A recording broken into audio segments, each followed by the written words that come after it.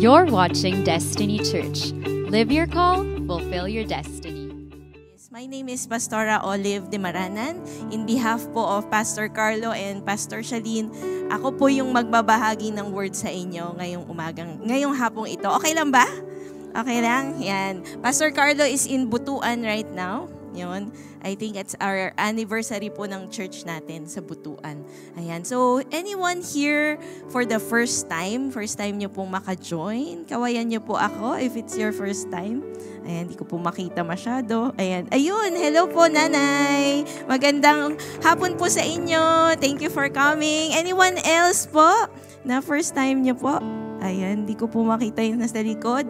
Pero kung first time nyo po, we just want to welcome you and introduce to you bakit po Destiny ang pangalan po ng church natin. Yan, sabihin nyo nga Destiny.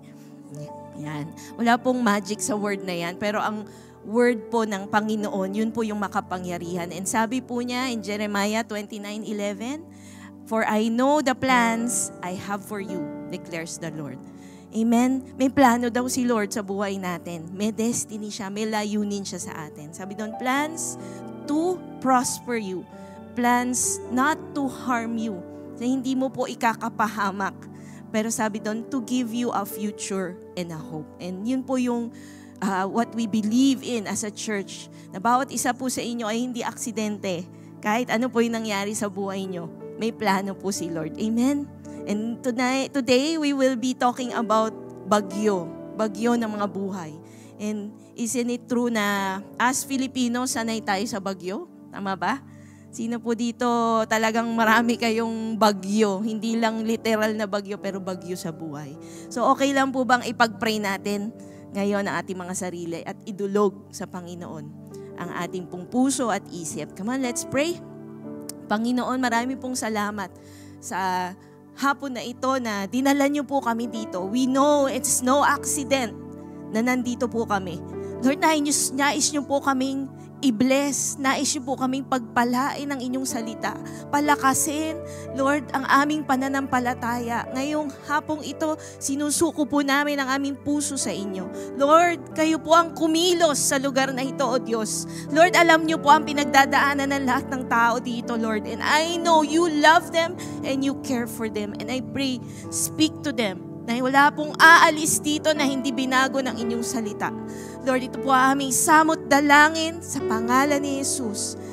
Let's all say amen. Amen. Amen. Palakpakan po natin si Lord.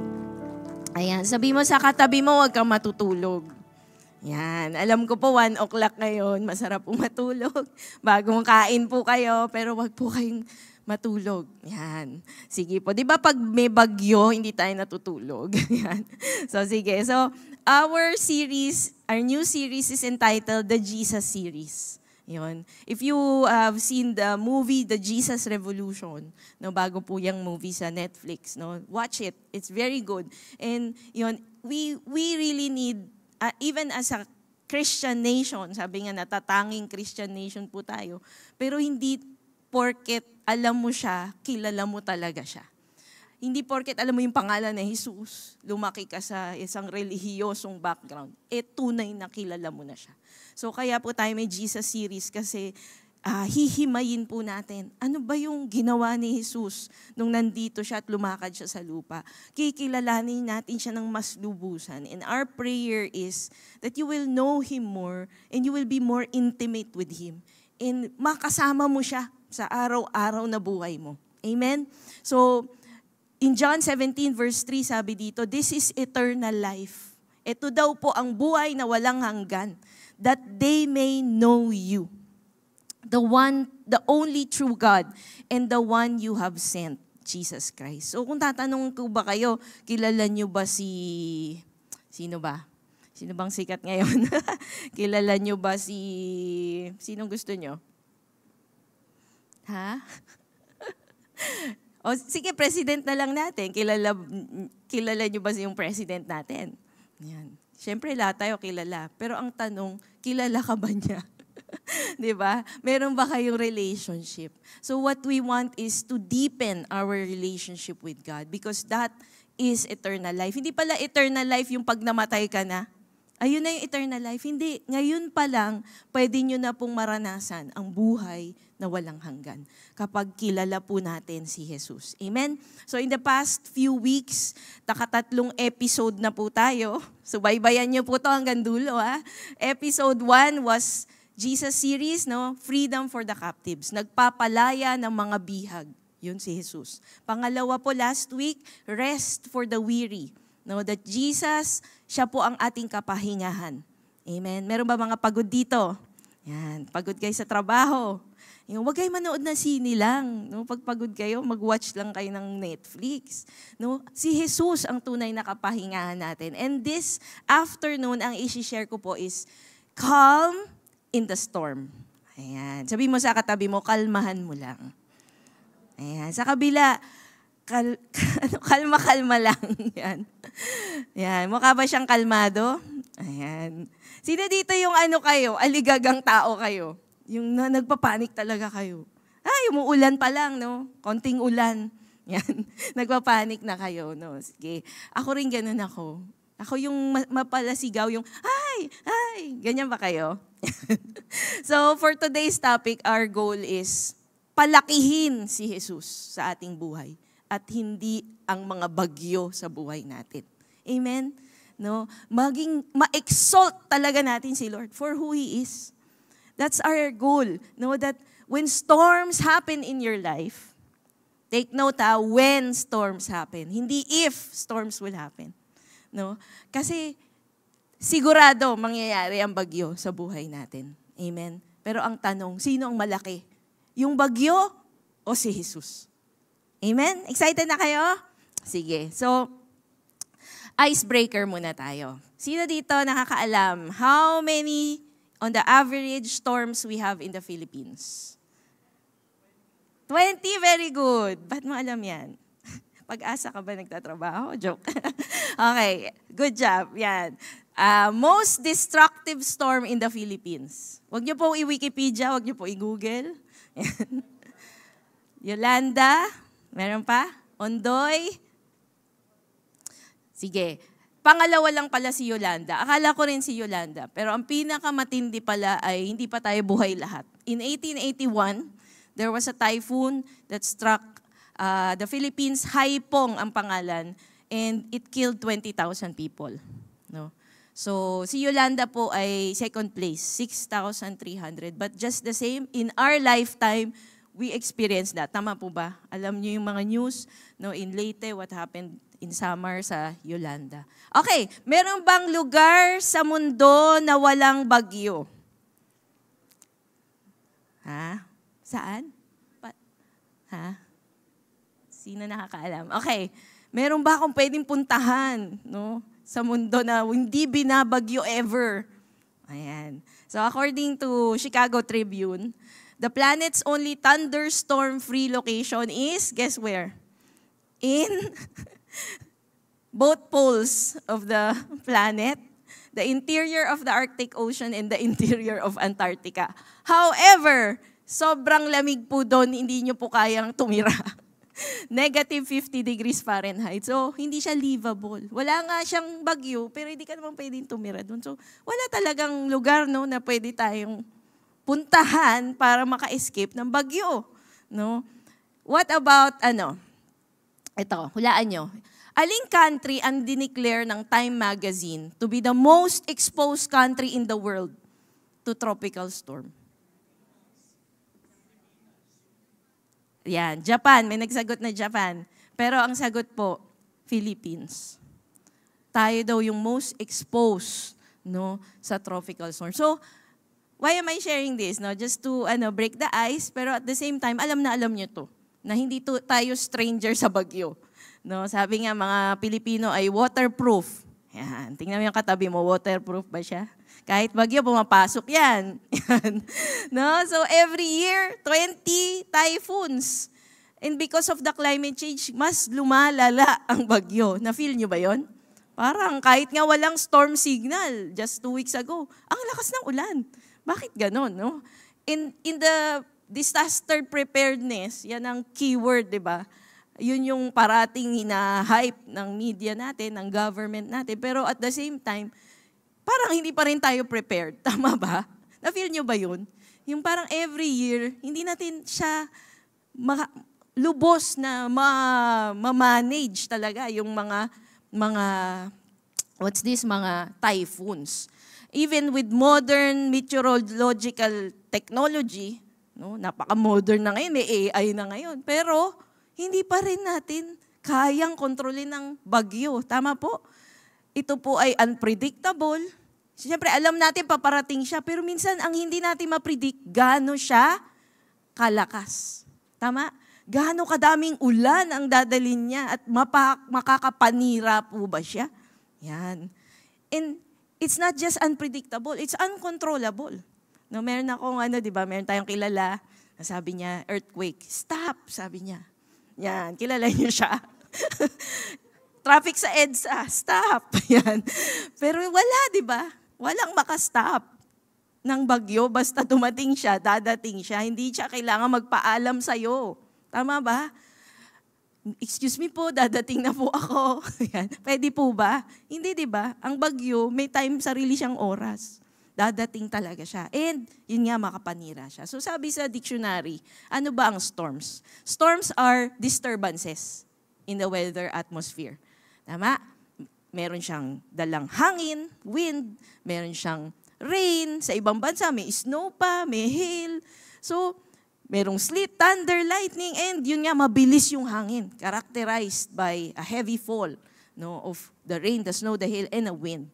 So from this definition in Merriam-Webster, we can see na ang storm ay kaguluhan. Di ba? Parang yung sunny day mo, yung maganda mong plano, nagugulo bigla. Sino sa inyo, nagplano kayong mag-outing nung August, di ba? Ang haba ng mga long weekend. Tapos, siguring lang yung nakagala. Yan. Buti pa siya gumala. Nakita niyo ba?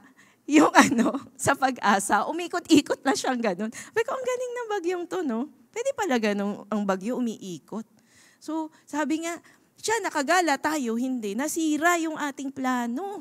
Ano pa? Sabi dyan, it's a disturbance na iba't iba ang anyo.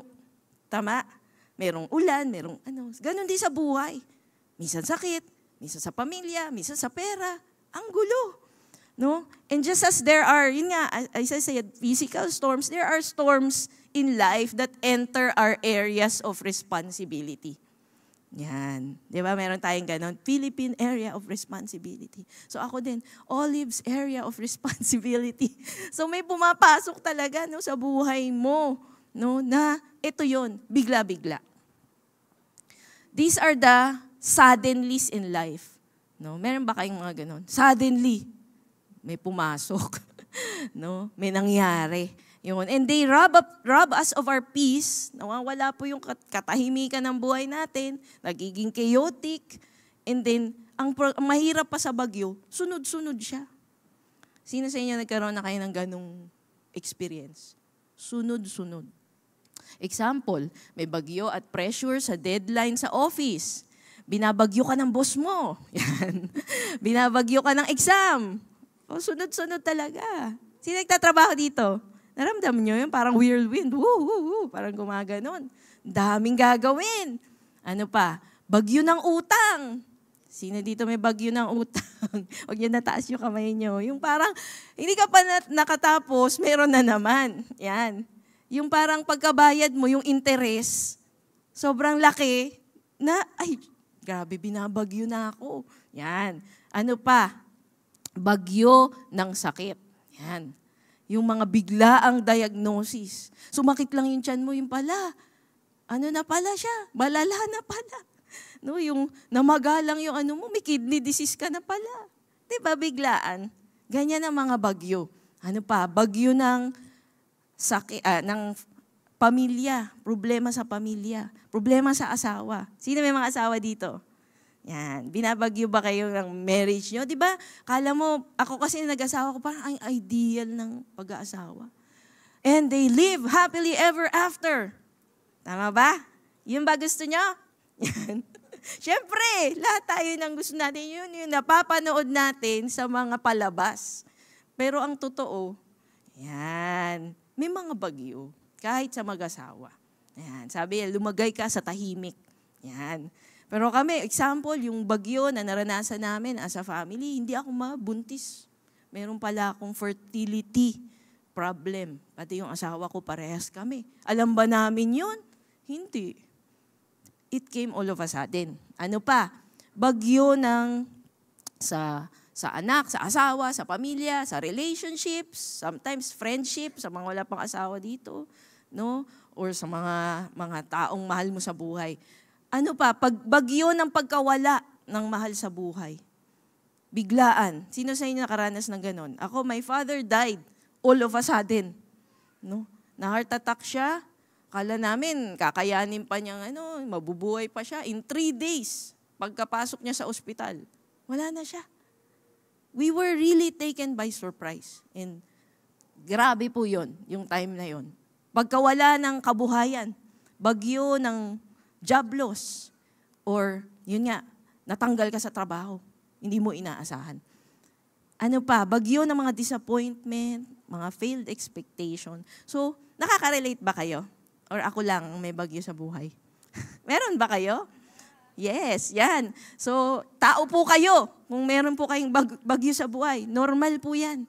But, yun nga ang tanong is, minsan ang tanong natin, pag binabagyo tayo, kakayanin ko ba to? Makakalabas ba ako dito ng buhay? No? Yung, nagets niyo po, no? There are problems and trials outside, but the problem is when it comes inside. No? It becomes internal. And we feel at a loss, we feel hopeless, depressed. Yun yan No, hindi lang external yung mga bagyo. Pero nagiging internal, chaos inside of us. So, ang tanong, paano mo hinahandle ang bagyo sa buhay? Gusto mo malaman, paano hinandle ni Jesus ang bagyo na dumating sa kanila? Gusto nyo ba? Yan. Because yun nga, it's a natural part of life. Yan. Hindi lang tayo dapat sanay. Yung iba, sanay na ako dyan. Pero every time dadating, bagyong-bagyo, panik na panik pa rin. Hindi. Huwag lang tayong masanay. Maging handa tayo. Amen? And there is no one, yun nga, sabi ko kanina, no one who can say to the storm, stop, and it will stop. There is no one in this world except one. There's only one person na lumakad dito sa mundong ibabaw na kinausap niya yung storm at sinabi niyang stop at nag-stop. Ready na ba kayo? Basahin natin in Mark 4:35-41. Ayan. Sige po. Tayo po tayo. Gusto ko po basahin natin ng may honor sa Panginoon. Sige po, tayo po tayo. Let's read together. Mark 4:35-41. Okay. As evening came, sige, sabay-sabay po tayo. 1, 2, 3, go. As evening came, Jesus said to his disciples, let's cross to the other side of the lake. So they took Jesus in the boat and started out, leaving the crowds behind, although other boats followed. But soon a fierce storm came. Okay, 1, 2, 3, go. But soon a fierce storm came up. High waves were breaking into the boat, and it began to fill with water. Jesus was sleeping at the back of the boat with his head on a cushion. The disciples woke him up, shouting, "Teacher, don't you care that we're going to drown?" When Jesus woke up, he rebuked the wind and said to the waves, "Silence, be still." Suddenly, the wind stopped and there was a great calm. And he asked them, "Why are you afraid? Do you still have no faith?" The disciples were absolutely terrified. "Who is this man?" they asked each other. Even the wind and the waves obey him. Lord, we ask that you will reveal yourself to each one here. That as we read your word, Lord, you yourself will show yourself sa bawat isa na nandito ngayon. I pray, we honor you, we honor your word, we exalt you in our midst, O God. Lord, be the calm in our storm today, in Jesus' name. Amen. Sige po, tayo po'y makakaupo. Blessed be the reading of the word. So, in the context of this passage, no, alam nyo ba, buong araw pong pagod si Jesus. Buong araw po siyang nangaral no? Doon po sa lugar ng Sea of Galilee, no, sa may bandang northwest, the Capernaum. Doon po siya, nag-gather po ang maraming tao, no? And they were teaching. Ano po yung mga tinuro niya? Pamilyar kayo dito, parable of the sower and the seed. Yan. Ito yung context na yun. Ito yung araw na yun na nangyari po ito. Nagturo siya all day. And alam niyo po, nung time na yun, wala pong microphone. Katulad nito, wala pong speaker. Ang large crowd po, mahirap pong sumigaw. No? All day, naturuan mo lahat ng maraming tao. And alam niyo po, grabing teacher si Lord. No? And they were there, teaching all day, at inabot na po sila ng gabi. Alam niyo kung paano natin malalaman na magaling talaga magturo ang Panginoon? Hindi umaalis yung mga nakikinig. As in hanggang gabi, nandun sila. Kaya paano magpapahinga si Jesus? So sabi niya, let's go to the other side. Okay, so bibigyan ko po kayo ng itsura ng Sea of Galilee. Yan, i-flash po natin, Ate Camille. The Sea of Galilee is not really a sea. Okay, nandiyan na po ba? Yan. It is actually a lake. Yan. It is a lake surrounded by mountains. When we went to Israel, way back, no, nakita ko po yung Sea of Galilee. Sorry po malabo, no. Pero yan, pwede ka maligo. Yan, pwede ka parang mag-swimming, ganyan. Pero hindi talaga siya sea. It's a circle, no. Punta tayo sa next picture. The name Galilee actually means circle. Kaya makikita nyo, 'di ba? Yan. Para siyang circle. At makikita natin na diyan talaga umiikot yung ministry ni Lord. And dito sa story na to, si Jesus ay nandun sa taas, sa Capernaum. Pupunta po siya dito sa Gerasenes. Yan. Papunta po sila doon. So, gabi yun, take note, they were supposed to rest in the boat. No? Talagang magpapahinga lang sila. Pero alam nyo, yan, pakita ko po yung boat.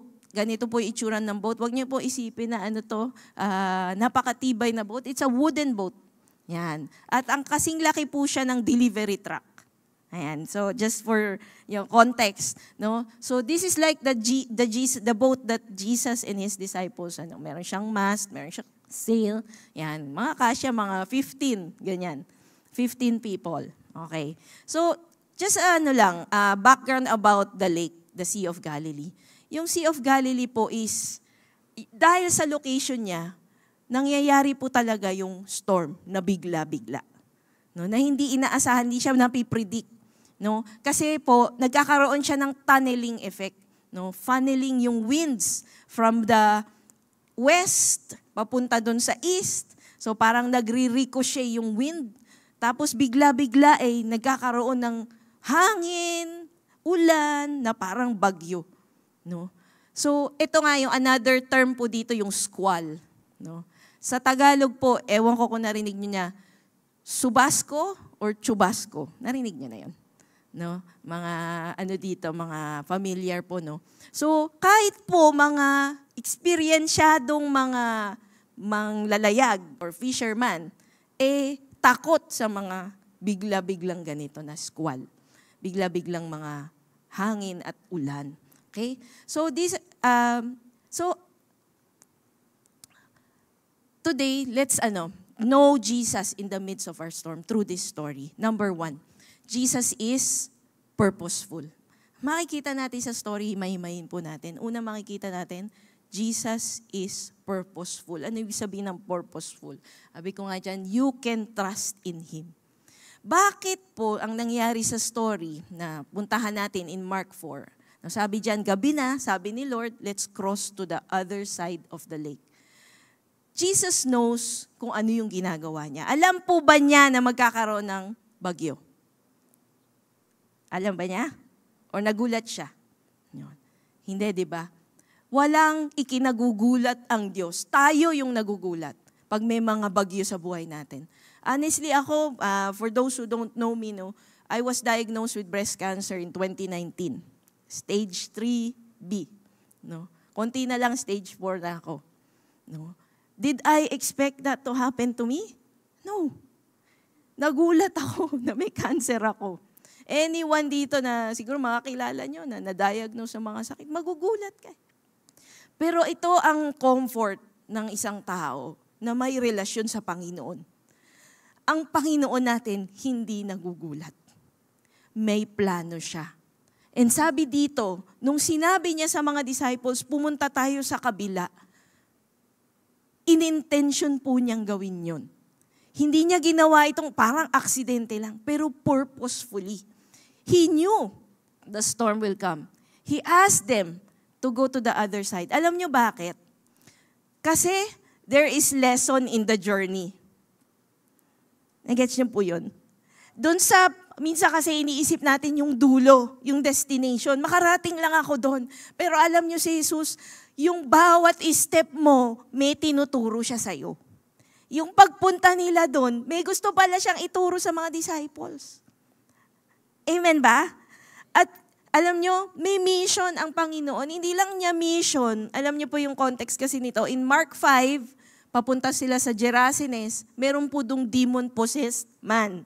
Yun po yung shinare ni Pastor Ben, yung freedom for the captives. No, umatras lang po tayo ng konti na, ganito pala yung nangyari. Bago pala sila nakapagpalaya ng isang demon-possessed man, may kinaharap silang bagyo. And may tinuro si Lord. So ang mission, ito'y kasi yung revelation sa akin ni Lord eh. Minsan kasi todo iwas tayo sa bagyo. Lord, ayoko. Ayoko mahirapan, ayoko ng problema. Of course, sino ba naman ang may gusto ng problema? Sino ba naman ang may gusto ng pahirap sa buhay? Pero ito yun eh. Huwag tayong iwas ng iwas. Sabi mo sa katabi mo, huwag kang umiwas. Huwag kang umiwas. Ang main goal mo is to be comfortable in your life, that is wrong. Because hindi yun yung kaisipan ng Panginoon. Hindi para komportable ka all of your life, madali ang buhay mo. Hindi. Alam nyo, He is concerned with our spiritual growth. He is concerned with your character, with who you are. And sometimes, and many times, nangyayari yun na nag-grow talaga tayo pag may bagyo sa buhay natin. Amen po? There are things that you can learn in the storm na hindi mo pwedeng malaman sa ibang lugar. There are things na only God can teach you in a storm. Amen ba? Pero hindi natin nakikita yun sa simula. Niisip natin, nagkamali ba si Lord? Amen? L.B. Cowman said, "It is in the storm that God equips us for service." Sabi niya dyan. When God wants to make a man, He puts him into some storm. The history of manhood is always rough and rugged. No man is made until he has been out of the surge of the storm and found the sublime fulfillment of prayer. Oh God, take me, break me, and make me. Ano sinasabi ni L.B. Coleman? Ang gagamitin ng Panginoon na tao ay mga taong dumaan sa bagyo. May bagyo ka ba sa buhay, kapatid? Can we take comfort in that? God is making me. God is forming me. God is developing something in me. That's why nangyayari ito sa buhay ko. Amen po ba? Amen? Sabi dito, alam nyo ba, merong, I don't know, wala atang ganun dito, not sure with my husband, no? Yung oak tree. Alam niyo yung oak tree? Ang tawag sa oak tree is king of the forest. Yan. And alam nyo, itong oak tree, matangkad siya, mataas siya. Alam nyo kung ano yung nakakatulong? What helps the oak tree grow tall and strong? It is the wind. No? And ikaw yun eh. Ikaw yung tinanim ni Lord. For example, in your family. How come people want to quit? Want to go away? Tinanim ka ni Lord dito sa church. Tapos may bagyong nangyari, umalis ka. Kapatid, you're missing out the lesson in life that God wants to give you. Just because you didn't stay. You know what happens to the oak tree? It becomes rooted. All the more rooted. And you know what? Mataas ang taas niya, no? Yung paglago niya, matangkad. No? So we need winds in our life. We need actually storms in our life to make us grow stronger and taller. Amen ba? Naintindihan niyo po? No? Na wag tayong basta-basta magki-quit pag may mga storm sa buhay. Lord, ayoko na. Hindi na ako naniniwala sa'yo. No? Bakit mo ito pinayagang pinahintulot sa buhay ko? Amen po ba? And I realized that, yun nga, may mission si Lord sa'yo and may mission din na gagawin tayo. Bakit tayo dumaan sa storm na yan? Alam nyo, we become better, more compassionate to people when we experience storms. Amen? We sympathize more, we empathize more, we realize, and we are humbled.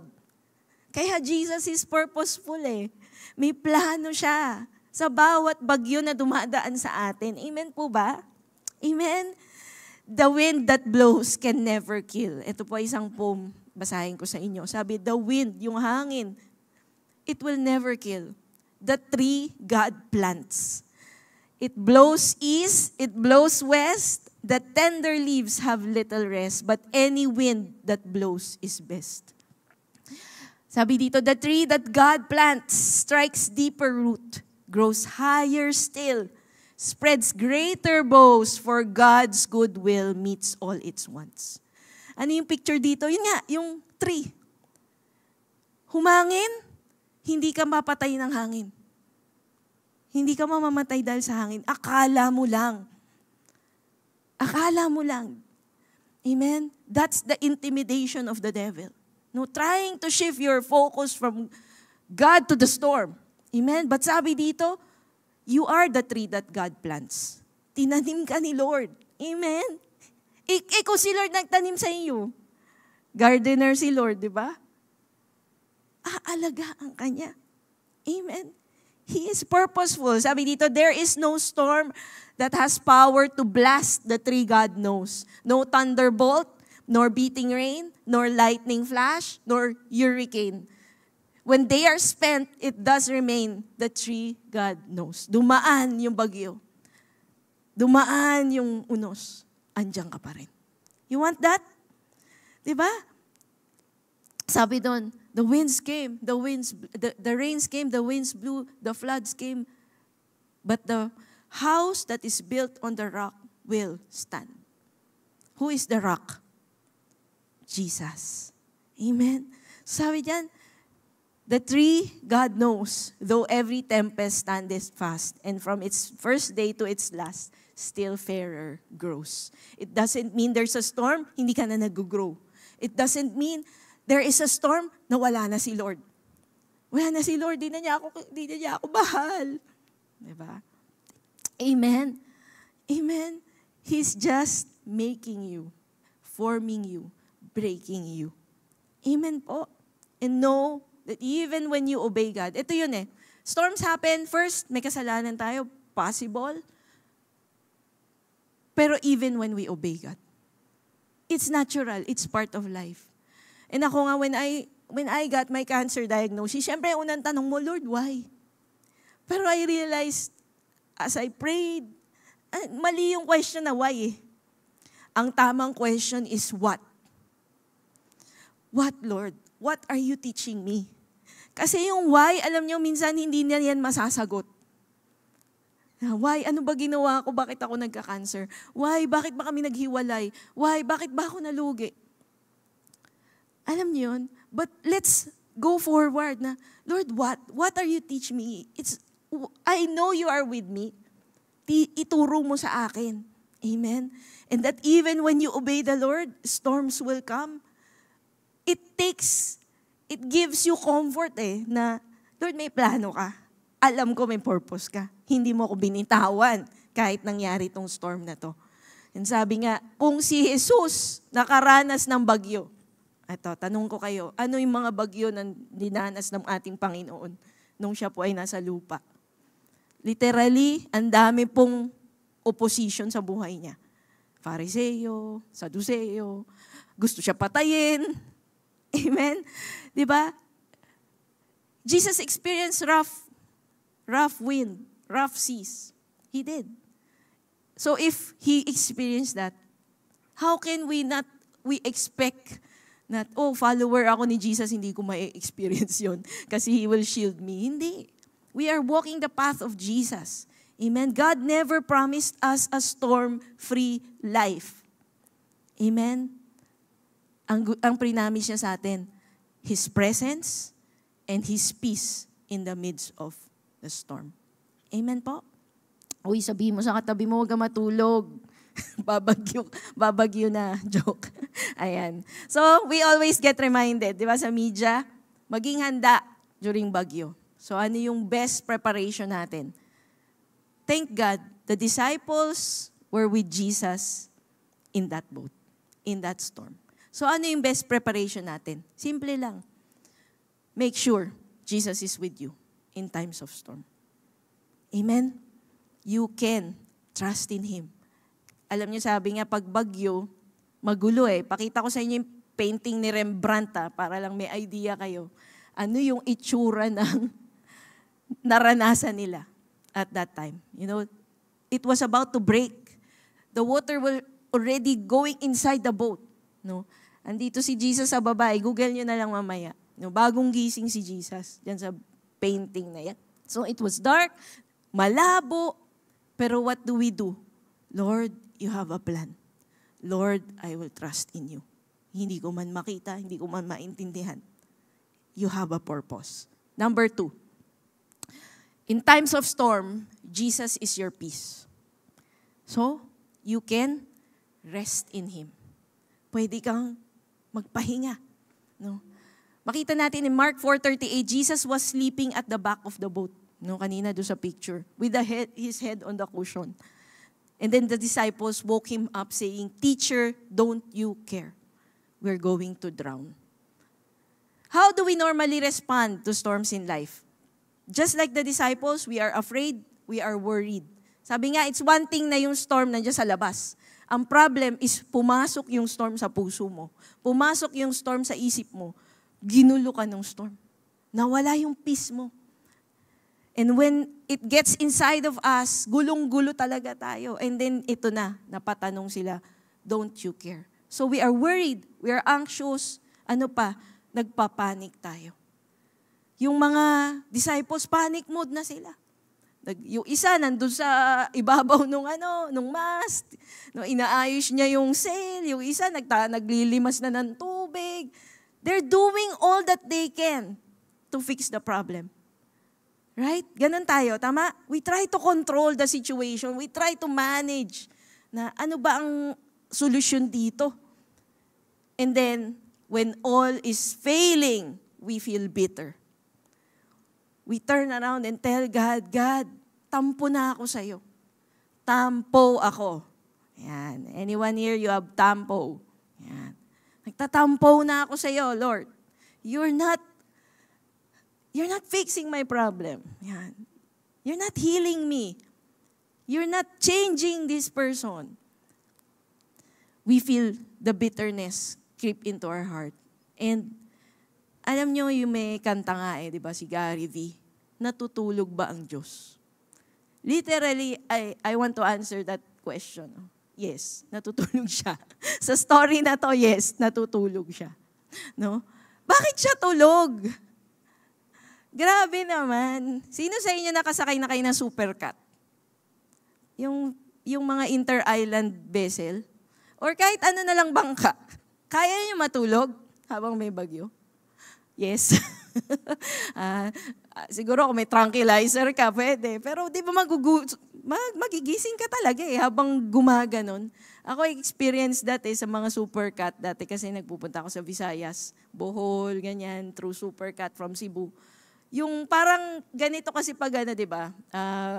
Choppy, yung waves, yung parang ang tigas-tigas nung gaganon yung pak, gaganon, pak. Parang hindi ka talaga makakatulog. Pero bakit tulog na tulog si Lord? Una, bilang tao po, no? Nagkatawang tao na Diyos, no? Is napagod po siya. Yan. Tanong mo yung katabi mo, pagod ka ba? Matulog ka. Yan. Pero hindi ngayon. Mamaya. Hindi pa ngayon matutulog sa bahay. Yan. Okay? So, pagod siya masama ba matulog pag pagod ka? Basta wag sa church, Yan. So natulog siya kasi di ba alam natin, Jesus is fully human and fully God. No? So yung katawang lupa niya napagod. Okay. So yun. Pero ang tanong, bukod doon sa katawang lupa niya, bakit hindi pa rin siya nagising? Di ba? Alam niyo may tao na sila sumunod sa Diyos, binagyo. Pero alam niyo ba, merong hindi sumunod sa Diyos, binagyo rin. Ano pangalan niya? Character sa Bible. Si Jonah. Yan. 'Di ba? Because of their disobedience. So yun, nandun yung dalawang klase, no? Binagyo, nag-obey ka, binagyo. Di ka nag-obey, binagyo ka rin. No? So what are we seeing here? No? Not only that Jesus was tired, but he had tranquil faith. No? Grabe yung faith niya, solid. Talagang buong-buo na kahit sa isang unos, kaya niyang matulog. Amen? Kaya pala, grabe yung pagmomodel ng Panginoon sa atin. Kung paano tayo, ano yung posture natin dapat in times of storm. Na if we put our faith in Jesus, kaya mo ring matulog in the midst of storm. I'm not saying literal. I'm not saying pabayaan mo, huwag kang magpagamot. Example, myself. No? I still went through chemotherapy. I still had surgery. Nagpa-opera po ako. Ang haba po ng treatment ko. No? More than 1 year. No? Na balik-balik sa ospital. Pero ang tanong dito is, habang ginagawa mo yung part mo, aligaga ka ba? Nagpapanik ka ba? Sinusumbatan mo ba si Lord? Or at peace ka, at rest ka? Lord, you got this. Kaya mo to, Lord. Amen ba? Amen? So, what is the response of Jesus in time of storm? Be at rest. Restedness. Sabihin nyo nga, restedness. Kaya sabi ko nga, Jesus is our peace. You can rest in Him. Ang problem kasi, kapag ang reliance natin sa ibang bagay, hindi ka talaga makaka-rest. Pera, no? Ibang tao, sila ba ang inaasahan mo? Sila ba ang pinanghahawakan at kinakapitan mo sa panahon ng unos ng buhay? Hindi. Si Lord. Kaya pala, no?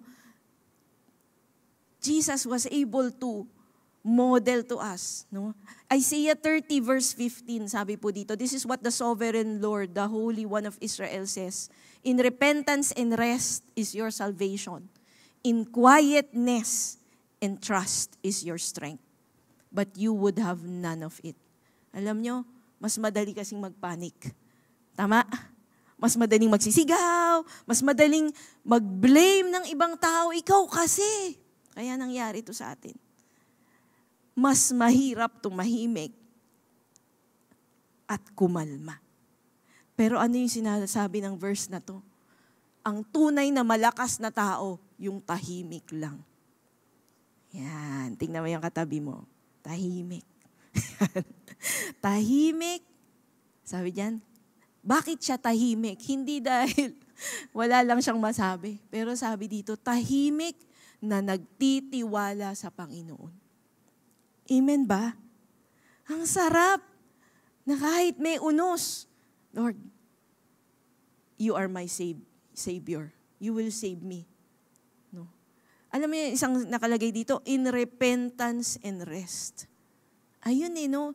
Yung palang paghingi natin ng tawad sa Lord, kung may kasalanan tayo, alam nyo, ginawa ko po yan.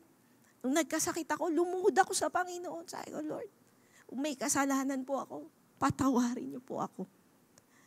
Kumbaga gusto mong tanggalin lahat ng mga anything, no, na nandyan na pangit or bulok sa buhay mo, tanggalin mo na. Bakit? Kasi yun yung rest. Kapahingahan na nagmumula sa Panginoon. Amen? And in times of panic, napaparanoid ka na, call upon the Prince of Peace. Sino yung Prince of Peace? Si Jesus. Sabi dito, John 14:27, peace I leave with you, my peace I give to you. I do not give to you as the world gives. Bakit ka nood ng kay drama or whatever, as kung saan ka pa pumunta, kay Lord lang pala. No. Sabi dito, not the world. Do not let your hearts be troubled. Do not be afraid. The Lord knows what you are afraid of. The Lord knows afraid ka sa future mo. The Lord knows afraid ka na magkaasawa pa ba ako? Any single people here? Yan ang fear nyo? Magkakaasawa pa kaya ako? Diba? Or yung finances mo? The Lord knows. So come to the Prince of Peace. And in Philippians 4:6-7, the prescription of Paul, of Jesus, do not be anxious for anything, but in every situation by prayer and petition. Alam niyo, I thank the Lord kasi nung na-diagnose ako, unang-unang naisip ko umiyak at lumuhod at kausapin si Lord. Kasi hindi ko ata kakayanin. Every day is a battle, I tell you. No? Na maniniwala ba ako or matatakot ako? Maniniwala ba ako o matatakot ako? Naiintindihan niyo po, no? And you know what? Sabi dito, the prayer. You pray. And when you pray, samahan at lakipan ng pasasalamat. Hindi yung pray na nagmamaktol. Lord naman, ikaw kasi. Nagets po natin? Yan. And the peace, sabi dito, the promise of God, when you pray to Him, bring all your anxiety to Him, He will be your peace. He will give you peace, what? That passes all understanding in Christ Jesus. See? Jesus is our peace. Doon mo matatagpuan ang kapahingahan. Alam nyo, ang hirap magdesisyon pag hindi ka at peace. Tama po? You're gonna decide on your medical treatment. You're gonna decide for your family. You're gonna decide for your future. Saan ba ako mag-aaral? Ano ba gagawin ko sa buhay ko? Kung wala kang peace, malabo pa sa malabo yung magiging desisyon mo. Tama po ba? We need the peace of God to move forward in our lives. To see the direction of God. And you know what? One of the things that was bothering me at that time was, ano ba gagawin ko para, ano yung medical treatment plan? Someone will say, oh, mag-herbal ka na lang. Okay, dito naman, mag-chemotherapy, of course, the traditional, conventional medicine. And I really had to calm myself. Lord, you are my peace. Alam mo kung anong dapat kong gawin. Pero ilapat mo muna sa akin yung kapayapaan, Lord. Sabi ni David Jeremiah, whatever kind of storm you are in, let your first action be, ask the Lord to quiet the storm and to quiet you in the storm. Dalawa kasi yan, external, internal. Minsan, nandiyan pa rin yung storm. Cancer, hindi naman nawala, agad-agad. Pero ang una, for me, ang ginawa ng Lord sa akin, yes, syempre, ihingin natin, Lord, tagalin niyo po yung cancer. Pagalingin niyo po ako, Lord. Provide my finances. Pero alam niyo yung unang action ng Panginoon, yung ikaw muna sa loob mo. He will calm you. He will quiet you kahit nandyan yung storm. Amen? Alam nyo, bakit napatahimik ng Panginoong Jesus ang bagyo na yon?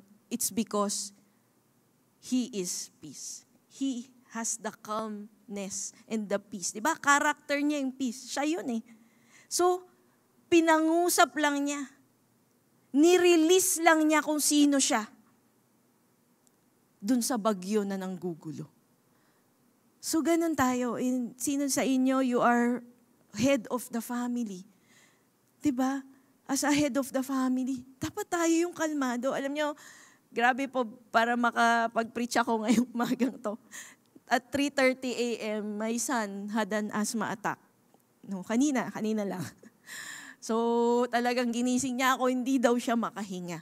Yun. He was having trouble breathing. And, kasi nga, may cough siya, may cold siya.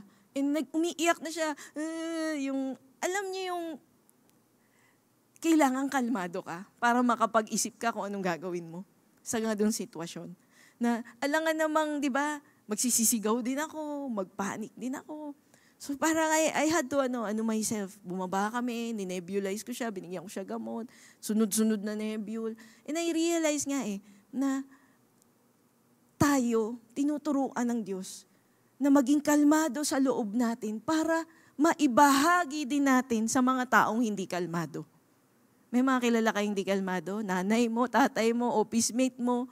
Diba na aligaga sila sa buhay, tinuturuan ka ni Lord. Just like Jesus released the peace in His heart, that we can also release calmness in situations that are dire, in situations that are troubling, no, people na talagang talagang gulong-gulo sila. Pag kinausap ka nila, wow, nanahimik yung puso nila. Nagets nyo po? Amen? And that was who Jesus is. Amen? Sabi nga in Psalm 4:8, ganda nito. In peace I will lie down and sleep, for you alone, O Lord, will keep me safe. At the end of the day, no, tayo din makatulog ng mahimbing sa gitna ng unos kasi may isang higit sa unos na nagpo-protect sa atin. Amen? Amen po ba? Nandiyan pa ba kayo? Amen. Pwede kang matulog ng mahimbing. Paano? If you have faith in Jesus. Not now, Baka humihilig pa kayo, Yeah, di ko po kayo pinapatulog. Kinakalma ko lang po kayo. And number 3, Jesus is powerful. Kanina, purposeful. You can trust in Him. Jesus is peace. You can rest in Him. Jesus is powerful. You can rely on Him. Mark 4:39, when Jesus woke up, simple lang. He rebuked the wind. Kinausap niya. Tumahimik ka nga. Silence. Hush. Be still. Diba? He released the peace. He released the stillness in His heart. And it was so. Creative power of the Word of God. Suddenly, sabi dyan, just as sudden the winds and the waves appeared, suddenly din yung effect ng salita ng Panginoong Diyos. Sabi dyan, suddenly, the wind stopped. And there was great calm. Grabe. Parang just a flick of a finger. Tapos, ang unos. Alam nyo, ang ganda dito kasi, kahit ganun yung mga disciples, medyo nagtampo sila kay Lord. Ang maganda sa kanila, lumapit pa rin sila kay Lord. Lord, ginising pa rin nila si Lord. Tinawag pa rin nila si Lord. So, ito yung Diyos na meron tayo. Nagre-respond siya sa mga iyak natin, sa mga tawag natin. So, bakit sa iba ka tumatawag? Bakit ang unang iniisip mo, kaya ko to? Gagawan ko ng paraan. Hindi. Ang una, Lord! Lord! Lord! Alam nyo, hindi yan tinuturo sa isang taong katulad natin. Baby ka pa lang, marunong ka nang umiyak.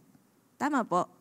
Walang ibang way na mag-communicate ang baby, ang infant, kung gutom siya, kundi iiyak siya. Mami, gutom na ako. Hindi yan magsasalita. Wah! Ganun lang. Alam na nung nanay, gutom. So in the same way, we have our Heavenly Father. We can cry to Him. Hindi totoo that God does not care for you. Tanggalin mo yan sa isip mo. Ang tanong, tumatawag ka ba sa Kanya? Nilapitan mo ba siya? Tinawagan mo ba siya nung time na may unos ka? Alam nyo, ang tindi ni Lord kasi He rebuked, di ba? The wind. Pinagalitan niya yung wind. They obeyed. Because everything bows before Jesus. Everything. Absolutely everything. Cancer will bow down before Jesus. Amen? May kilala kayo may cancer? Sickness will bow down before, chronic kidney disease will bow before Jesus. Amen? Financial loss will bow down before Jesus. Marriage problem will be solved and obey Jesus. Amen? Naintindihan niyo po, ganun ka-powerful si Lord. Ang problema, tumawag ka ba sa Kanya? Nilapitan mo ba siya? Alam niyo, Jesus has the final word and authority in all storms. Kahit sumigaw na sumigaw yung mga disciples, stop, stop, stop. Kahit gawin na nila lahat, tayo lahat dito sabay-sabay tayong sumigaw. Pag hindi nagsalita si Lord, hindi titigil. Amen? He has the final word. He is sovereign. He is preeminent. Ganon siya katindi. So ano ang dapat nating gawin? Yes, matindi yung problema mo, matindi yung pinagdadaanan mo. Yes, serious ang cancer. Yes. Pero wag mo siyang palakihin na tila ba mas malaki na siya kay Lord. Amen? Kasi minsan yun yung problema. Sino sa inyo may piso? May piso ba kayo? Okay lang kumuha kayo ng piso? Sige, lahat po lahat. Sige, punta kayo sa pitaka nyo, kuha kayo ng piso. Sige, hingi na rin ako ng piso, yung mga may piso dyan. Okay. Hingi ako sa husband ko. Sige, lahat po kayo. Pwede pa lang 5. 5, 10, 20. Yan. Okay. Gaano kalaki ang piso? Malaki o maliit? Maliit, di ba? Oh, pero ito gawin mo. Idikit mo siya sa mata mo. Yan. Isara mo lang yung kabila. Okay. Ano nangyari? Lumaki ba? Wala ka nang makita kundi ito lang. Tama? Ito yung bagyo. Habang binabagyo ka, ang tendency natin, idikit siya sa mata natin. Yun na yung focus mo. Araw, gabi, iyak. Doon na umiikot. Nakalimutan natin, mas malaki si Lord sa piso. Mas malaki si Lord sa cancer. Mas malaki si Lord. Some of you here, you are young. When I came to know the Lord, I was 18 years old. Hindi ko po inakalang magkaka-cancer ako nung time na yun na binigay ko yung buhay ko sa Panginoon. We don't know what is ahead of us. Pero ito yun eh. Thank you, Lord, niligtas mo ko. Na kahit nung una pa lang, kaliliit pa lang yung mga problem ko, na feeling ko bagyo na. Alam niyo ba, when I came to know the Lord, I was suicidal. I wanted to take my life because of a broken relationship. Kasi yung tao na yun na nawala, nilagay ko siyang ganun. Ginawa ko siyang sentro. And then, God set me free. Thank you, Lord. And then another storm, another. Nakuha po natin. No, we don't know. Nilagay na niya dito yung piso. So we don't know, no, the storms ahead of us. But what is important is we have the right perspective. This is so small in comparison to God. When I was going through my cancer treatment, sabi ko, Lord, ang cancer cell, ang liit-liit lang po niyan, microscopic. Tama ba? Hindi mo makikita with the naked eye. Lord, ang laki-laki mo, Lord eh. Ang laki-laki mo. I had to really set my mind. You know, you get what I mean? Na, Lord, ang laki-laki mo, ang laki-laki mo. And this was the word that God gave me. Nung magsa-start ako ng chemo treatment, Proverbs 30 verse 4. Sabi dito, who has gone up to heaven and come down? Parang tinanong ako ni Lord, sino nga ba? Who has gone up to heaven and come down? Whose hands have gathered the wind? Meron bang kamay na kahit sinong tao na, malaking tao dito na kaya niyang kuhanin lahat yung wind? Wala. Who has wrapped up the waters in a cloak? Ano yung cloak? Parang sabihin na nating, robe. Okay? Sabi yun, kasya sa robe ni Lord, yung tubig. Lahat ng tubig sa dagat. And then, who has established all the ends of the earth? If you can answer this, you can go through any storm. Sabi dito, what is His name and what is the name of His Son? You know what? When I was crying to the Lord and then I opened my Bible, He gave me this word. Sabi ko, may ganito palang verse. No. This is Proverbs. It's not New Testament. And sabi dito, what is the name of His Son? And then, surely you know. You know it. And every word, sabi dyan, of God is flawless. He is a shield to those who take refuge in Him. Wow. Sabi ko, I'm ready, Lord. I'm ready for my chemo. After this, got up. Ako, Lord, I know you can do this. I know sasama mo ko. Kaya mo to, Lord. I'm fixing my eyes on you. Amen. Do you know Him? Yun eh. Surely you know. Do you know Jesus who calms every storm? Who's so powerful? Grabe. Alam niyo sabi dito, yes, the storm is great, but He is greater. He's Lord over nature, Lord over storms, and Lord over all. Kaya nga nung nun, parang binigay sa akin ni Lord, Christ over cancer. Yun yung, gumawa ko ng vlog, parang lang, sa Facebook. Christ over cancer, Christ over cancer. I have to put Him above. Put Him above. And you have to do that consciously. Put Him above your problems. Put Him above the storms. Amen? Kaya nga, di ba, merong soar above the storms. Amen? And He will quiet you. Sabi diyan, it was completely calm. Completely. You know, the things of this world, pwede kang pakalmahin yan. Mag-spa ka, mag-massage ka, magnood ka ng sine, gandang meal. Kalma ka. Pero, saglit lang, sandali lang, ang makakapagkalma talaga sa'yo na totally calm is God, Jesus, and His Word, His promise over your storms. So what is the problem? The problem is, sundan natin yung story. Tapos na, no? Tumigil na yung storm. Pero in Mark 4:40, nagsalita si Lord. He asked them, why are you afraid? Do you still have no faith? And I'm echoing it back to you. Why are you afraid? Kilala kayo lahat ni Lord dito. Alam niya yung mga fears niyo. God, Jesus is asking you, why are you afraid? It's okay. God recognizes our fear. Hindi niya yan sinasantabi, ini-invalidate or binabaliwala. Pero ang tinatanong niya, wala ka pa rin bang faith? Alam nyo, nirebuke ni Lord yung storm, pero nirebuke din niya yung faith, yung lack of faith natin, ng mga disciples. Kasi, ang storm ay just superficial. Superficial lang siya. Panlabas lang siya. Ang totoong problem, yung ugat ng problema ay yung kawalan ng pananampalataya nila. Storms come to expose the genuineness of our faith. Totoo ka ba talaga? Totoo ka ba talagang disciple ni Lord? Malalaman mo yan pag dumaan ka sa storm. Kung paano ka mag-respond sa storm.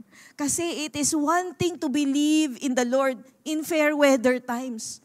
Mas mataas ang sikat ng araw, all is well in your life. Madaling magtiwala sa Panginoon. Tama po ba? Okay kayo, okay lahat. Walang problema. Yes, Lord, I trust you. Yes, Lord, I love you. I believe in you. Pero when storms come, doon mapapatunayan, doon mapuprove. Sabi nga dito ni Macduff, basahin ko sa inyo. It's easy, very easy for us to speak and theorize about our faith. No, theory lang. Parang lang, hindi pa praktisado, hindi pa actual. But often, God casts us into crucibles to try our gold and to separate it from dross and alloy. No, yung metaphor niya dito, yung ginto, yung may mga jewelry kayo, di ba?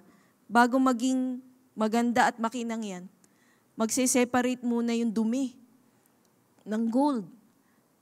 Oh, happy are we if the hurricanes that ripple life's unquiet sea have the effect of, take note of this, making Jesus more precious. Better the storm with Christ than smooth waters without Him. Sabi nung author na to, sabi niya, mas pipiliin ko ang bagyo na kasama ko ang Diyos kesa wala akong problema pero wala ang Diyos sa tabi ko. Agree ba kayo sa kanya? O hindi? Ayoko pa rin ng bagyo. Hindi. I realize in my journey, healing journey, alam niyo yung mas tragic, hindi yung nagka-cancer. Hindi yung na-diagnose na kailangan mo ng kidney transplant. Hindi yung may matinding problema o namatayan. Alam mo yung mas trahedya, yung binagdaanan mo lahat doon na wala si Jesus sa buhay mo. Sabi ko nga, Lord, thank you. I'm not thankful for the cancer, But I'm thankful for God's presence in my life. Sinamahan niya ako. Dahil dadating naman talaga ang storm eh. Ang tanong, kasama mo ba siya? And sabi dito, making Jesus more precious. Sa storm nyo marirealize, Lord, you are more precious than life itself. Mas mahalaga si Lord kaysa sa mismong buhay mo. Doon mo mararanasan na I'm clinging to you, Lord, like never before. Amen? Mark 4:41, sabi dito, the disciples, ano yung reaction nila? After nilang i-rebuke sila ni Lord, natakot sila ulit. Namangha sila. No? Sabi dito, who is this man? They ask each other. No? Nag-usap-usap sila. Sabi, sino ba itong kasama natin? Even the winds and waves obey him. Ang ano kasi dito, is he still a man to you? Or a God to you? Minsan kasi, bro, di ba? Merong ganong ano sa atin, yung si Jesus parang maliit lang, di ba? Sa ating ibang lumang pananampalataya, no? Maliit lang si Jesus, baby lang siya. Hindi dinidipik si Jesus na napakamakapangyarihan sa lahat. Kaya yung faith natin, ang liit din. No? Baby rin. Nagets po ninyo yung ibig ko sabihin. No? That we don't see. Jesus is not a man. Jesus is God. They didn't see that.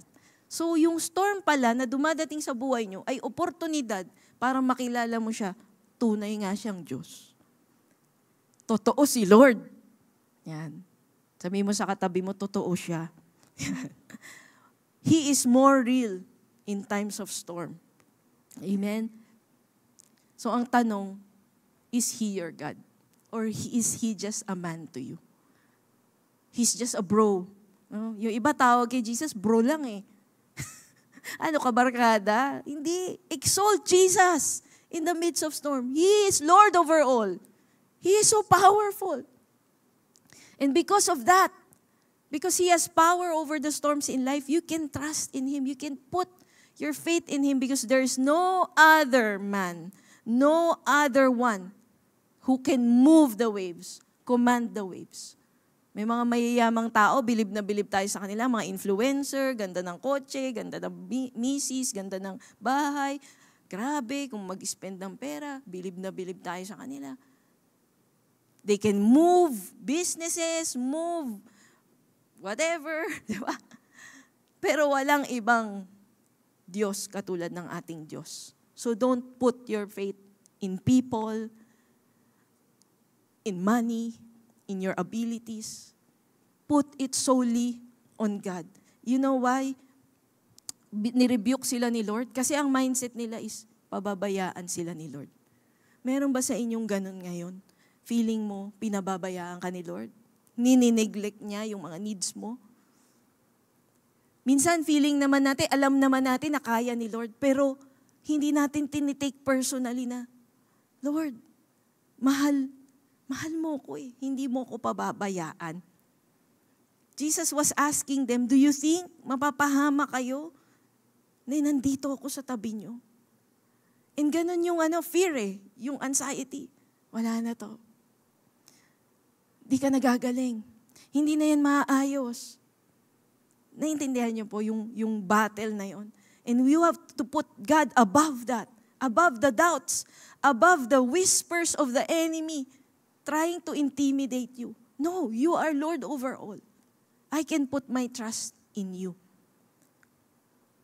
Lastly, as I end, how to be calm. Mabilis lang to. How do we apply this? Jesus is purposeful.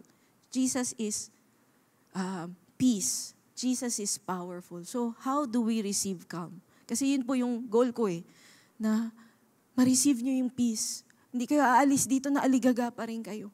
You will be calm and at rest, whatever is happening in your life. Number 1, CALM. C, call upon the Lord. You have a problem, you have storms in life, tawagin mo si Lord. As I said kanina, crying is innate. So don't repress your cry. huwag mo siya i-repress. May mga lalaki po dito, no? Hindi mga lalaki medyo hirap umiyak. Tama po ba? Pero I want you to release it. Huwag niyo po siyang itago or i-repress. Alam niyo, I know this. Some people, hindi nila nilalabas yung emotions nila. It manifests in their body. It manifests in masakit yung tiyan. Alam niyo yun? You get GERD, reflux. Release it. Release the burden to the Lord. Call upon the Lord. Cry out to God. Amen. Hindi ko lang po nasulat dito, pero sabi nung isang psalm, I called to the Lord and cried to Him and He took away all my fears. Call upon Him. Amen po. No? Another verse dito, Psalm 107, verse 23 to 30. No? Hindi ko nababasahin yung sumula, pero sabi dito, then they cried, in verse 28, they cried out to the Lord in their trouble, and He brought them out of their distress. He stilled the storm to a whisper. The waves of the sea were hushed. They were glad when it grew calm. Yan. And He guided them to their desired haven. Number 2, acknowledge He is God. When you call out to Him, Lord, Lord, tulungan niyo po ako. Lord, di ko po to kaya.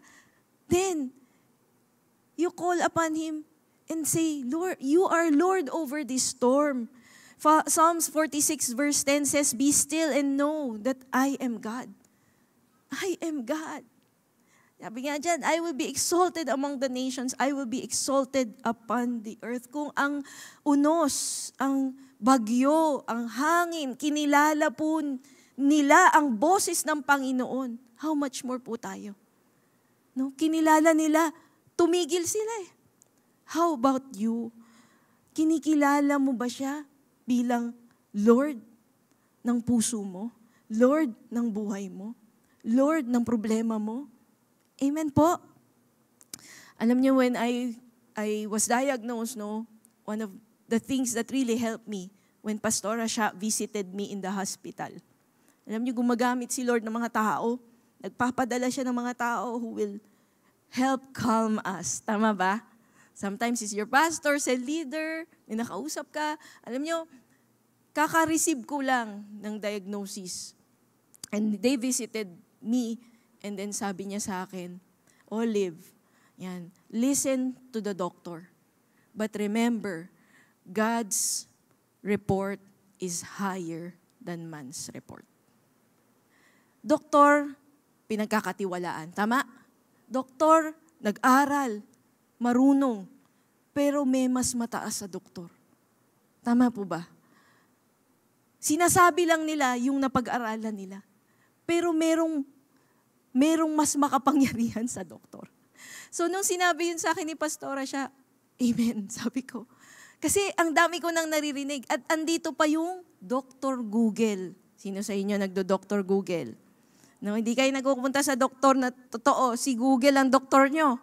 Kung ano-ano yung mababasa nyo sa Google. Eto na yung sakit mo, malala na, or whatever. Ganito na lang ibubuhay mo, 5 taon, 3 taon. Listen to the doctor. Siyempre, may respeto.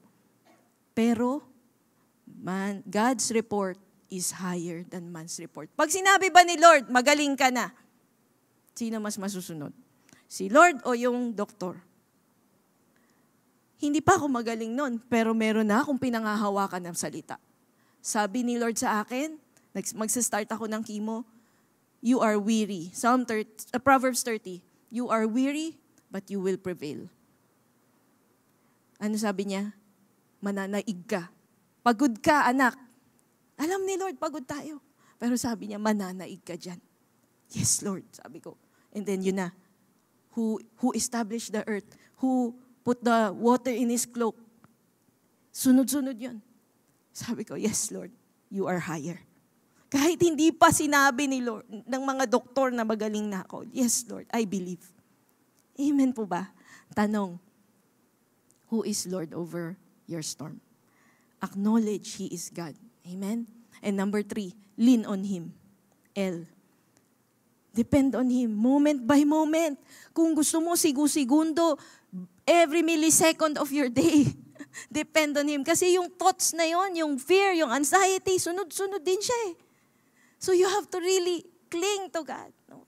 Lord, I'm depending on you. Alam niyo, nung natanggap ko ba yung word ni God, sapat na yun? Hindi. Araw-araw pa rin tayong magbasa ng Bible. Araw-araw kasi yung attack ng enemy. Araw-araw yung bagyo eh. Nagets po natin? Lean on Him. Lean on His word. Sabi sa 1 Peter 5:7, cast all your anxiety on Him because He cares on you. Alam niyo, isang verse nga dyan eh. Throw yourself. Parang itapon mo daw yung cares mo. Ibigay mo kay Lord. Amen ba? Ibigay mo, wag mong bitbitin. Amen ba? Gagawin po natin to ngayon. I love this quote from Charles Spurgeon. Sabi niya dito, I have learned to kiss the waves that throws me against the rock of ages. Wow. Ang lalim, no? Sabi niya, hinalikan niya daw yung alon. Sabi niya, sino ba yung hinahalikan mo? Di ba? Love mo yung mga taong hinahalikan mo, di ba? Sabi niya, I've learned to love the waves that throws me against the rock of ages. Who is the rock of ages? Jesus. Sabi, kung itong cancer na to, kung itong problema na to, ay dinulot niya ay mapalapit ako kay Lord. Di ba? Throw me more on my knees. Throw me more to cry out to God. Throw me more to read the Bible. Press me down on the Lord. It's worth it. It's worth it. Sabi niya, magte-thank you ka pa rin kay Lord. Lord, dahil dito, napalapit ako sa iyo. Dahil dito, nakilala kita.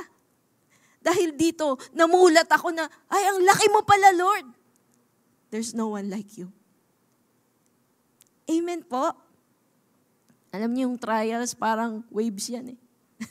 Diba? It comes in waves. Sabi ni Spurgeon, kiss the waves. You know why? All things work together for good to those who love God. You have a storm right now? It will work together for good to those loved by God and called by God. Do you love God? Yan, keep loving Him. In the midst of storm, keep loving Him. Lord, I love you. It doesn't matter what comes my way. I will love you more. Amen? Pressed down, but not crushed.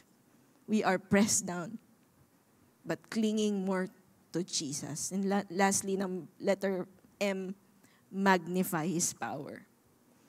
Alam niyo, nung time na yun na nagkikimo ako, I really shut off all media.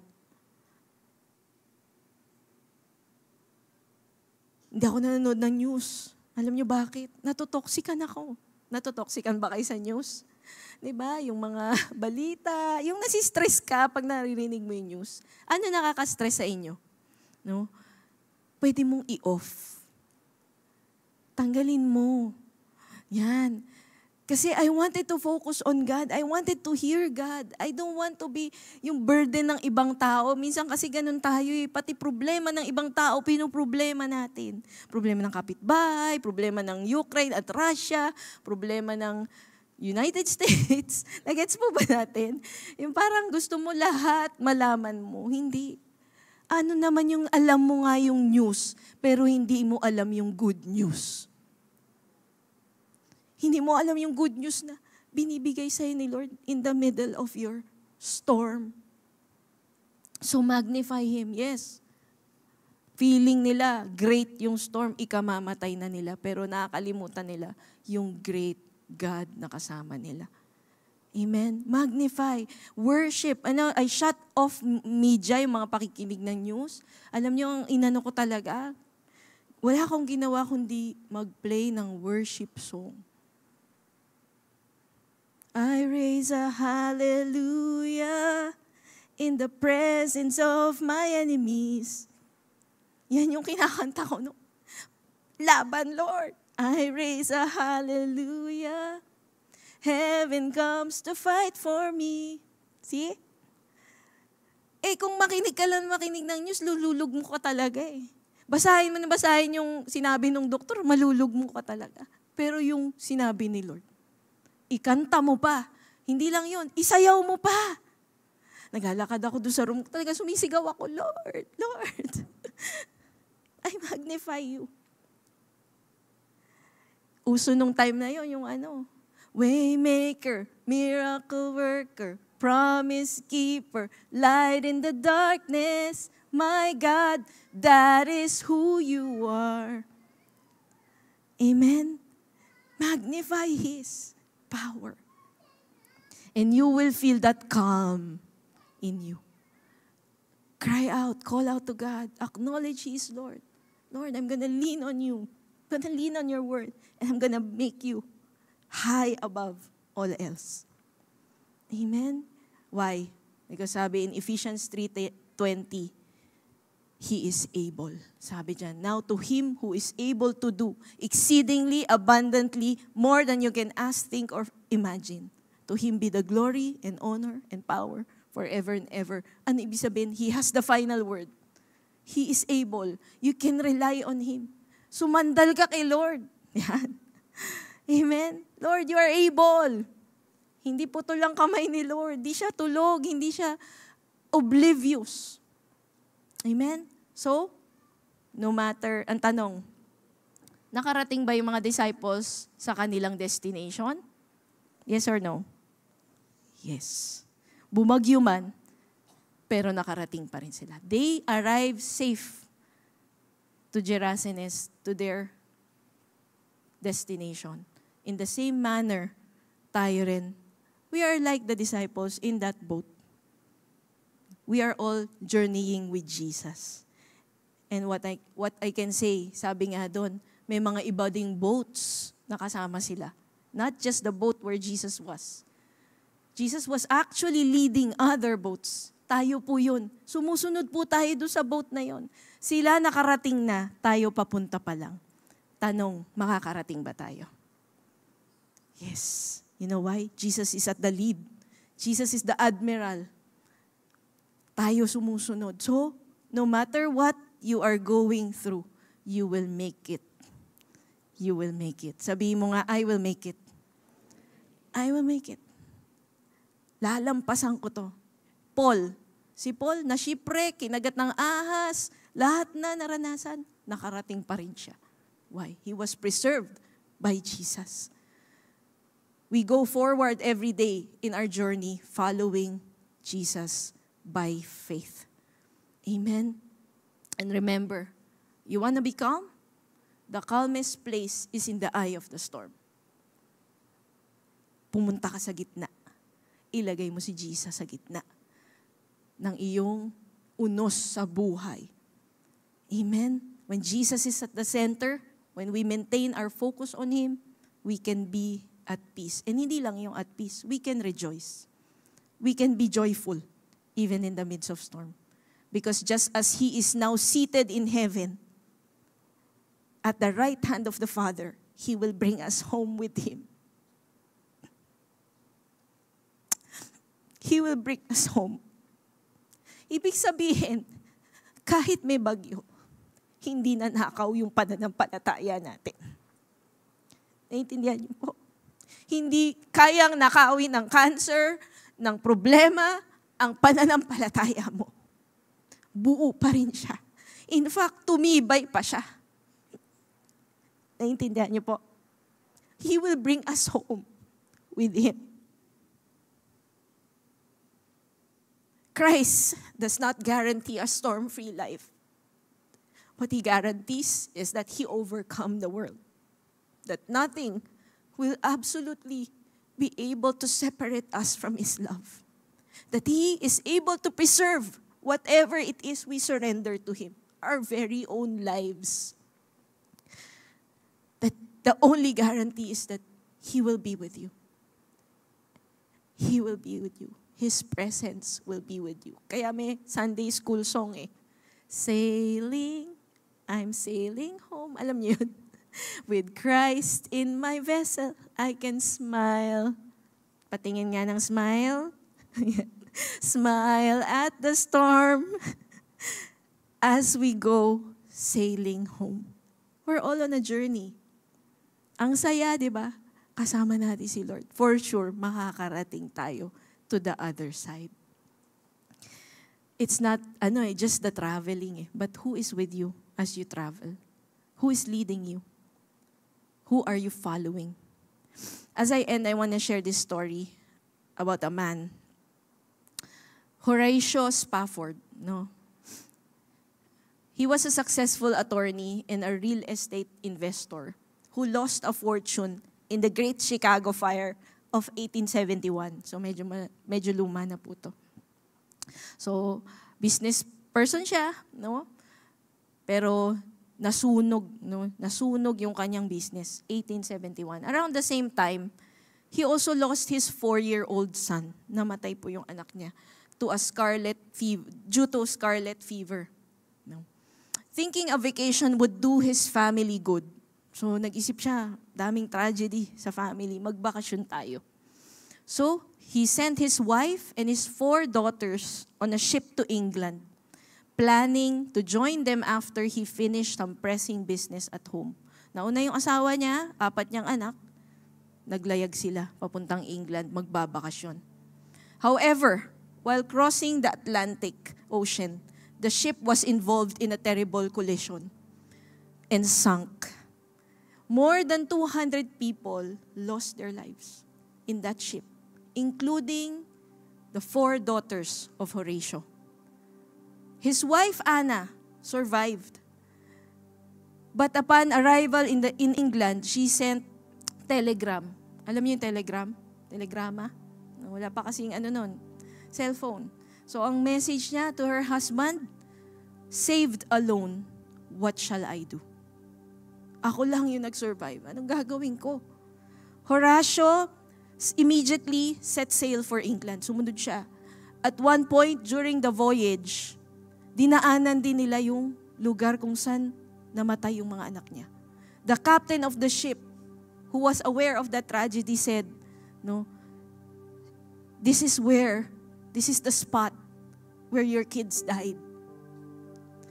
As Horatio thought about his daughters, words of comfort and hope filled his heart and mind. He wrote them down, and they have since become a well-beloved hymn. Alam niyo po kung ano yung hymn na yun? It is well with my soul. Ito po yung lyrics niya. When peace, like a river, attended my way, when sorrows like sea billows roll, whatever my lot, God has taught me to know, it is well with my soul. Perhaps we cannot always say that everything in our life is well. There will always be storms to face. And sometimes there will be tragedies. But with faith in a loving God and with trust in His divine help, we can confidently say as well, it is well with my soul. Amen. Bakit it is well? Why can we say, I have cancer, it is well with my soul. I have marriage problems, it is well with my soul. I have financial lack, I lost my job, it's well. Why? Because nothing has changed. God is still on the throne. Amen? Your salvation is intact. Your relationship with the Lord, your faith with God was never taken away from you. 4 na anak niya namatay, kaya pa rin niyang sabihin, it is well. Amen. Shall we all stand as we respond to God and surrender our storms to Him and receive the peace that passes all understanding? Come on, just lift up your hands to the Lord. If the message has spoke to you, come on, just call upon the Lord in this place. He is here. He desires to put peace in your heart. He's speaking to you now. Ano yung mga binabagabag ng puso mo? Ano yung kinakatakot mo? If you're going through a storm, Jesus wants to reveal Himself to you. He is your peace. He is with you. Ano yung bagay na kailangan mo ipagkatiwala sa Kanya sa araw na to? Future mo? Mga anak mo? Sakit? Come on, lay it down before the Lord. Raise your hand and trust Him. Tell God, ano yung anxious ka? Ano yung bothered ka? Oh Lord, we come before you this afternoon. We thank you that you are Lord over all. You are Lord over the storms of life. Lord, reveal yourself to us this afternoon, Panginoon. Open our eyes to see that you are bigger than our problems. You are bigger than anything in this world. Lord, kayo po ang ini-exalt namin. Kayo po ang minamagnify namin. Lord, sa gitna po ng mga unos, higit po kayong makapangyarihan sa lahat. Higit po kayong, Lord, nagmamahal sa amin sa kalagitnaan ng storm. Lord, you care. Come on. Kung nagtampo ka sa Panginoon, come on. Just receive His love, His embrace in this place. Mahal ka ng Panginoon. Hindi ka niya pinapabayaan. Hindi ka niya kinakalimutan. He knows what you're going through. And Lord, we just ask for your calm and peace in our hearts. Lord, we cry out to you. Come on, cry out to God. Lord, we need you. We need you. Help us, Lord. Tulungan niyo po kami, Panginoon. Tulungan niyo po kami na ma-overcome namin ang unbelief, Panginoon, ang kawalan ng pananampalataya. Lord, we rebuke that right now in the name of Jesus. Lord, cast out unbelief. We cast out unbelief, Lord. Lord, na mas nagtitiwala pa kami sa sarili namin at sa ibang bagay. Lord, forgive us this afternoon. Cleanse our hearts. Lord, bigyan niyo po kami ng kapahingahan sa lugar na to, Panginoon. Knowing fully well, you are powerful and you are in control. And it is indeed well. All is well. As long as you are with us. Come on, allow God to speak to your storm.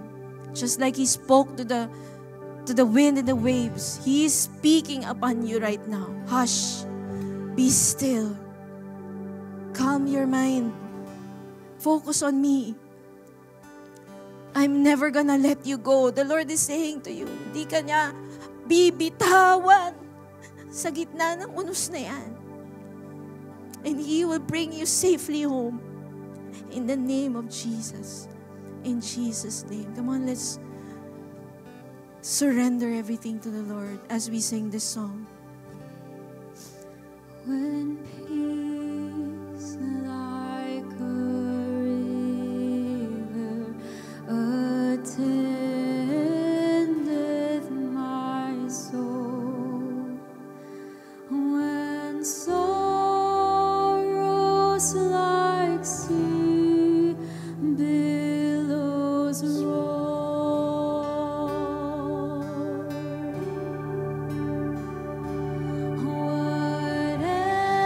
whatever my lot, you have taught me to say, it is well with my soul. Sing it to the Lord. It is well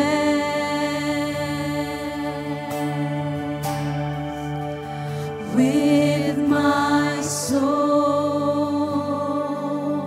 Receive the peace of God. It is well. It is well with my soul. It is well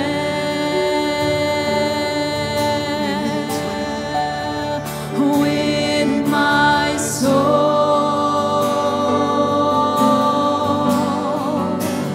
It is well. It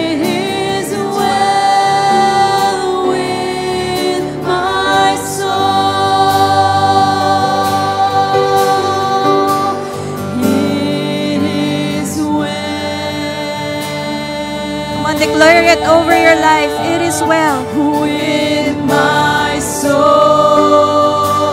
Over your family, it is well. It is well. It is well with my soul. Magnify the Lord. Magnify the Lord in this place. It is well. Lord, it is well, Lord. With my soul.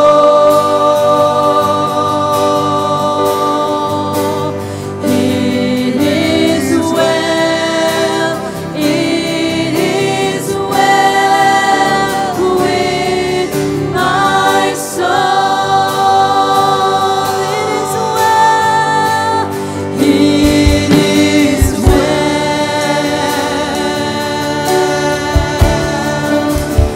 with my soul.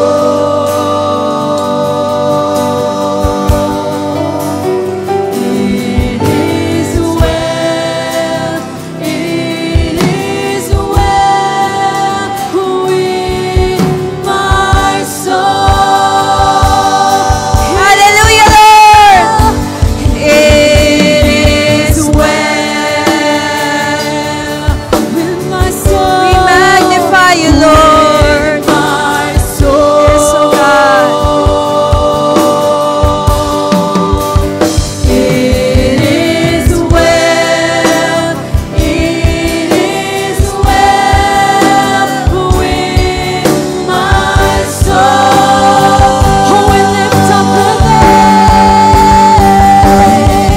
You're the name above all names. Yes, Lord. You are worthy of all praise. Lift up your hands to God. Come on. Let's magnify Him this place. How great You are great, Lord. is our God. Hallelujah. Hallelujah. You're the name above all names. You are worthy of all praise. And my heart will sing, how great is our God. Hallelujah. How great. Come on, lift up your hands, everyone. Come on, magnify Him. Hallelujah, Lord. Is our God.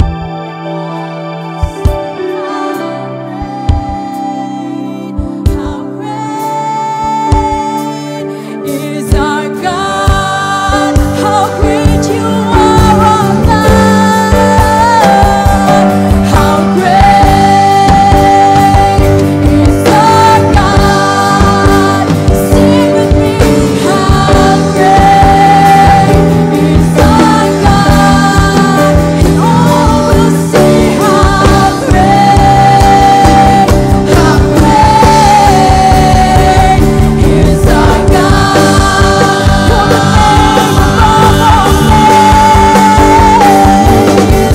You're the name above all names. You are worthy of all praise. And my heart will sing, how great is our God. Hallelujah, God. Lord, we thank you, God. We serve a great God. We honor and exalt you in this place. Lord, we lift up all our cares to you because you care for us. And even this place, we receive your calm and your peace. Come on, receive it right now in your heart and in your mind. Peace I leave with you. Peace I give with you. Do not let your hearts be troubled.